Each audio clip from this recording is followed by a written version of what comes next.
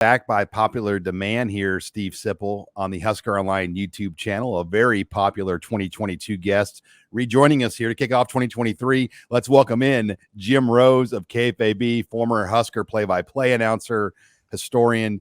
Rosie, it's great to have you back on the channel and the show. Looking forward to another football season. Fellas, I can't believe it's already here. It's great to be here, and there's a buzz of excitement around Memorial Stadium. I mean, no place else in the world is a 100-year-old person this popular. But man, oh man, she is. And this is a big year. Well, Rosie, let's get into that. I mean, there's a lot going on with Matt Rhule coming in. You've been around a lot of Nebraska football. Where does your anticipation level of this season rank for you? Anytime there's a new head coach, I think there's a genuine level of excitement. There's a little bit of apprehension, a little anxiety when you change. But thinking about this entire offseason, it's such a testament to the resilience of Nebraska football fans. We've had 23 pretty sad seasons, a little bit of a break here and there with a conference championship game appearance, but this is a resilient bunch. And for them to have this level of excitement after really a generation of not winning says a lot about the character of this fan base. But everything looks right. There aren't any questions about this hire. And I think it's a function of two things, Sean. Number one, it's a function of Trev Alberts. This guy has universal confidence in the Husker Nation and from the Husker Nation.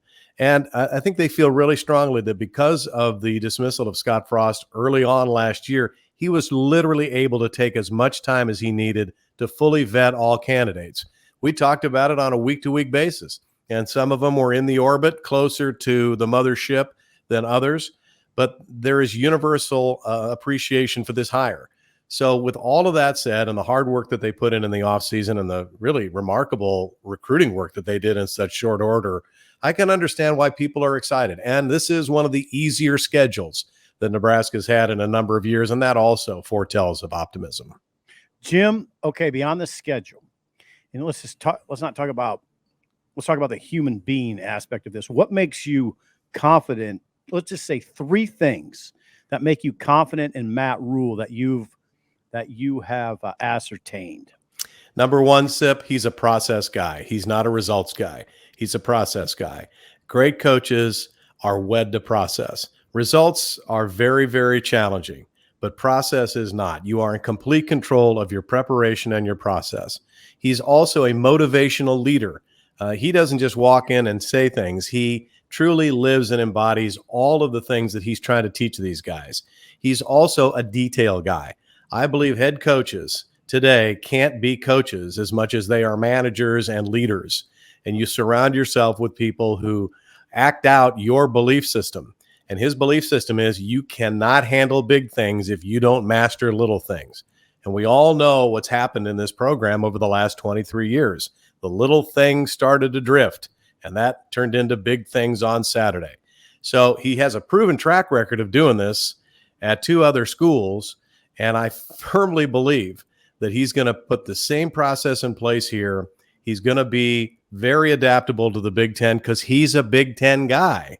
This is a Penn State guy. He knows the culture of this conference. He knows what it takes to win in it. And then you throw his record of achievement in the mix, and that's what gives me a lot of belief that this is the right guy. Well, speaking of Big Ten, they'll open at Minnesota, Jim. Really tough road game to open up a tenure at Nebraska. You've got a unique knowledge of Minnesota because you had a son, Jackson, who played college for Minnesota. You're a Husker. I mean, what's this game? First of all, who's your son rooting for? He's pulling for the Gophers. I lost him years ago. I mean, it's no chance anymore. I mean, he's gone. And then I got an Ole Miss daughter, so how am I supposed to cope with that? I'll be darned. It is a solid program. It's a solid athletic department. This athletic director, Mark Coyle, has been there.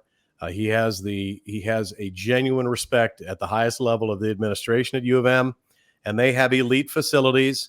This is his sixth year, I believe, PJ Fleck's sixth year. So he's into his second full recruiting cycle, took full advantage of the COVID extra years to build up experience, but also give his younger guys a chance to grow into the program. He's a developmental coach. He's not going to get ready-made athletes, certainly not ready-made linemen, so he has to turn them into guys. He's done that. I like this quarterback. I think Ethan Callie-McManus is underrated. What he did at the end of last year was impressive. He's got 2 really outstanding targets in Chris Otwin-Bell and in Brevin Smith-Ford. These guys are going to be in the National Football League unless they suffer serious injuries. And he's brought in some transfers, some guys that he feels good about, very productive FCS level dudes. But he's built that program from the inside out. He has linemen that have developed in his system. And even though I think PJ really likes to throw the ball philosophically, I think he'd like to go up and down the field throwing the ball. He knows that to win in this conference, you have to limit possessions. If he can limit the other team to 7 or 8 possessions, that's a win for him. And defensively, those guys are super sound. So from a Nebraska standpoint, it'd be much better to probably play these guys in October than the first game of the year because I just think Minnesota is going to be further along in its system than Nebraska will be for the first game. But that said, this thing goes into the fourth quarter with Nebraska's big play guys. Anything's possible. Jim Rose, you are the voice of the Nebraska football team. I listen to you every morning on KFAB. You're God bless you. a passionate fan. So when you settle in to your easy chair Thursday night and watch this game, what are a few things you want to see? I mean, what do you want to see from Matt Rhule's first game as Nebraska head coach? Well, I'm like most football fans, Sip, I think, around Nebraska, and that is I start on the line and move out. So we look at this offensive line. This is actually a pretty experienced collection of guys. Now, it's a new system, but you figure Corcoran's in his 4th year. Newely's in his 5th year. Ben Scott's a 5th-year guy, even though he's transferred, but he was brought in because of his experience. Piper, very experienced. He's a captain. Benhart, very experienced. Now, I don't know that the depth is there, especially with Teddy Prohaska's injury issues. But that's a pretty experienced offensive line, meaning they should be able to make some good adjustments. I hope we don't have major breakdowns on the offensive line. We all know what trouble this program has had the last few years protecting the quarterback. To that end, no doubt, I think this offensive game plan is going to be to run the football. 2 backs in there. I like that trio of backs. I really like Ramir Johnson. I think he's really capable of being a terrific third down back and a really capable kind of weapon for this program. Because the receivers are relatively inexperienced. They have a new quarterback they've never worked with before. The experienced receivers are not in this program now.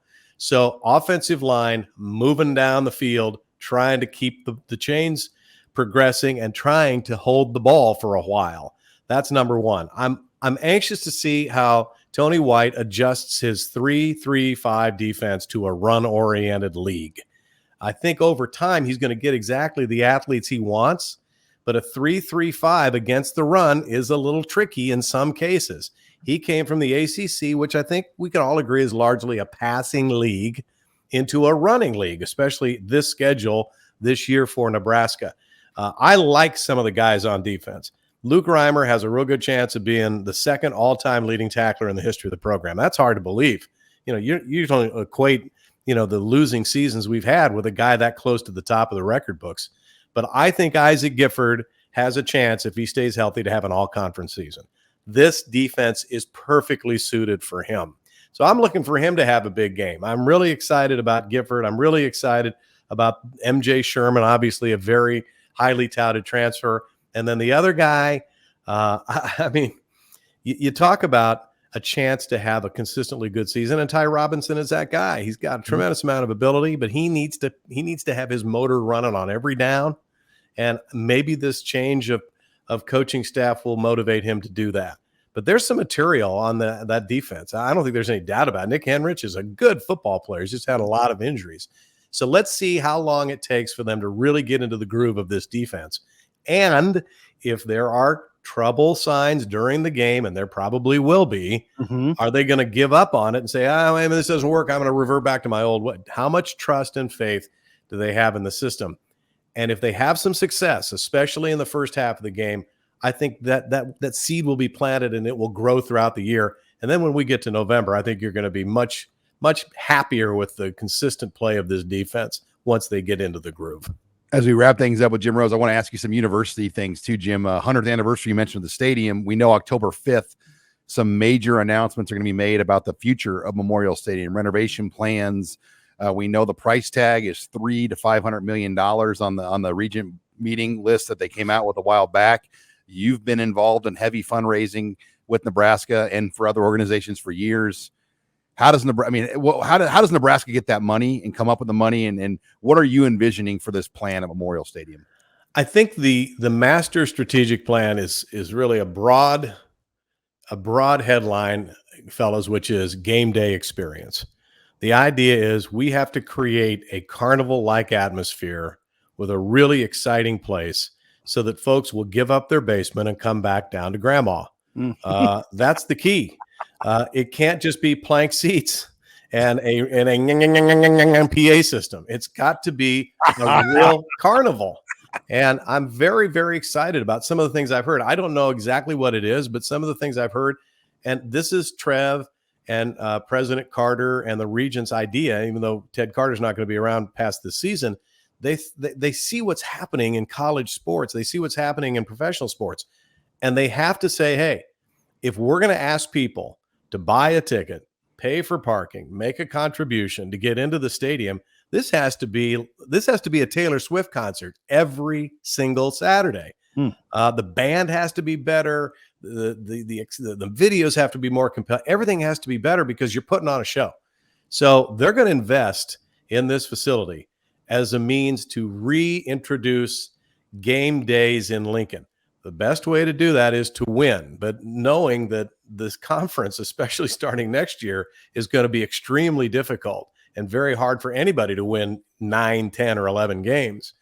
You got to make it an exciting game day. So you're going to see green space and tailgate opportunities. My guess is, just based on what's happened around the country, you're going to see green space. You're going to see tailgate opportunities. You're going to see elite tailgate kinds of opportunities.